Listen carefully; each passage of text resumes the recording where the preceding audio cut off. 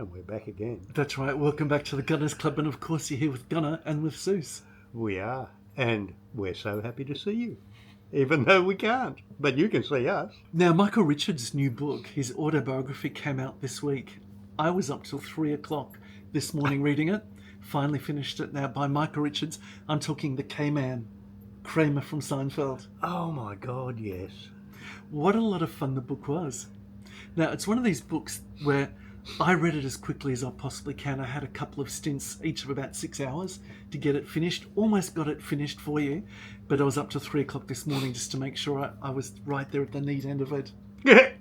Now, I loved it. I love autobiographies because you get to put yourself in the feet of someone who's famous and someone whose life you'd sort of want to know a little bit more about. But I think particularly with Michael Richards, a man who's very vulnerable and away from the camera is actually very open as well when he chooses to put pen to paper. I learned a lot about him that I really wouldn't have expected. The book is called Entrances and Exits, so it's a line that he stole from Shakespeare. But of course, he's very famous in Seinfeld for those scenes where he just busts through the doorway and he could be in any sort of state of verticality. Oh, yes. He could be standing up completely erect, or there could be the neon light from the chicken shop across the road which has got him bent over. So he's a man who relies a lot on physical humour, so we don't really get to peer much behind the physical front of him to see who this 6'3" man is. Let me tell you, he's a very, very interesting cat.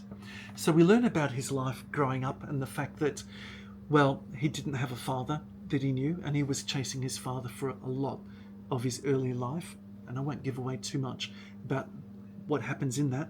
And he's a man as well who's very deeply passionate and of Italian extraction, and I think he's very passionate about that, and it might explain some of his theatre comedy as well, in the way that he gesticulates. I never knew that Michael Richards was in the army, so he served in the US, and certainly not with that haircut. Well, he became a medic, and he served in Germany. Wow. So I wouldn't have expected that either. But when he was in Germany, he realised that there was a theatre company, and like a lot of people do that tread the boards, he decided to join that. And it's really then, I think, that he got into his character acting, because they were doing a video. They do the various campaigns of warning people against taking drugs in the military. Yep. Or telling everybody to get along and to not be racist in the military. So he was involved in these sort of theatre productions and videos. And in one of them earlier on, he got to don the uniform of a colonel. And he decided, this is all right with me at about 20 years of age. I am this colonel. And he got special dispensation everywhere he went in Germany to have the colonel's uniform on, whether he was in show or not. And the people were just aghast in Germany, you know, the people who were serving at the mess hall and the German adjutants. Who is this young soldier with such promise that at this age he's already a colonel? But that really says a lot about Michael Richards, that he's always been a man who's looking for the character. So he's truly a character actor. And there's a lot of episodes in the book, particularly after you've been through the second half of The Spine, where he's like a fish out of water, because he's finding he's having to play Michael Richards as opposed to playing a particular character. For example, when he picked up his Emmys, the second time he picked up his Emmy, he basically was wordless, didn't know what to say. The time that he presented the MTV Awards to Nirvana, again, a similar sort of thing. And these things are on YouTube if you want to go and have a look at it. Or later on, after Seinfeld, when he did his own TV show, and it was called The Michael Richards Show. And again, that desperation of trying to find the right writing, because it's through the writing that he's able to find the character. Now, in Kramer, really, you could say that you could not find a better character written for him. No, that was spectacularly good. Spectacularly good. Yeah, so the physicality, the abruptness of it, you know, there's classic entrances. And also a lot of the props which were used. Now, this is another glimpse into his lifestyle. So those rare moments where you got to see where Kramer lived. So you left door 5A, Jerry's room, and you went across the hall and you saw his place. The kitsch little bric-a-brac that he had there. Now, these were things that he had painstakingly chosen himself. So what he tried to do was to get clothes which showed that at one stage they represented very good taste and very good quality, but he hadn't earned an income for the next 2 decades. So this is effectively what he personified. And that's similar to the shoes that he wore. He had 2 pairs of Doc Martens, which he bought at the start of Seinfeld. One of them was used for readings, rehearsals. The other was for when he was on and doing the show.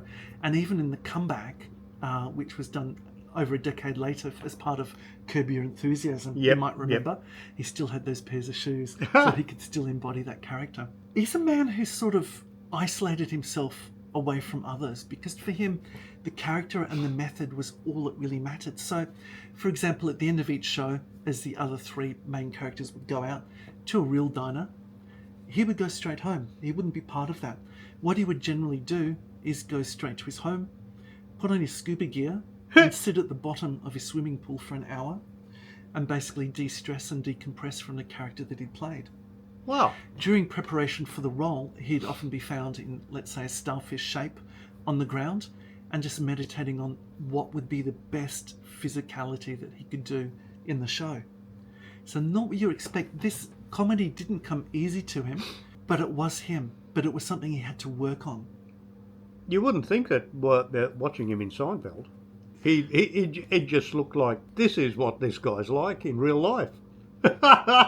Yeah, that's what's so fascinating about the book.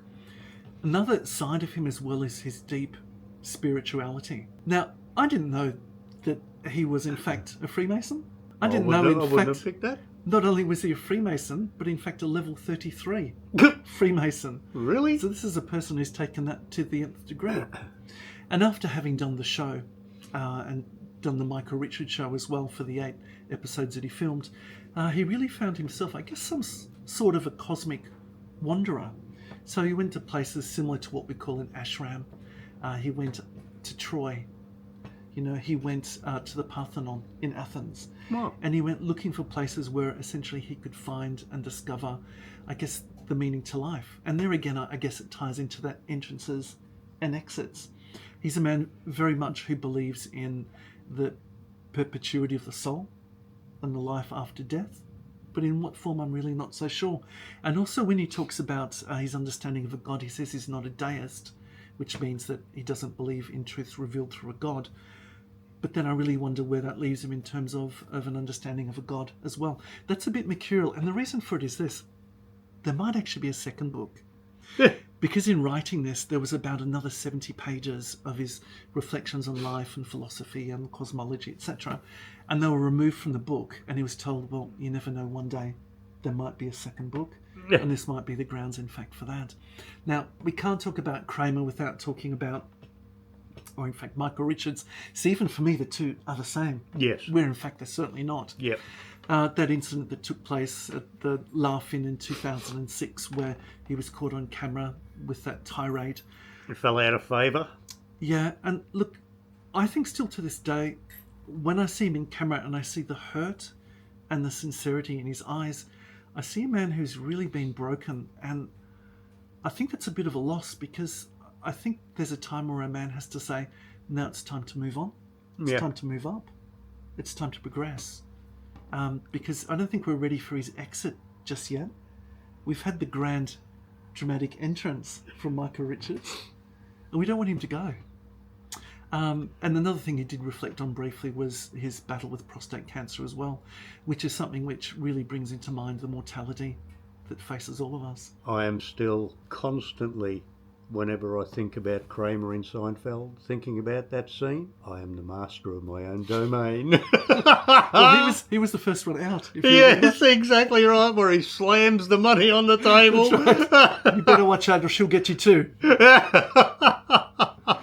Great read. I really do recommend it. I understand the Audible version, which is a spoken version. It's actually him doing the narration, so that's something I missed out on. But I reckon that would be great to listen to as well. And if you like what we do, don't forget to like and subscribe. Definitely. And we'll see we've got plenty more adventures planned. Catch you later.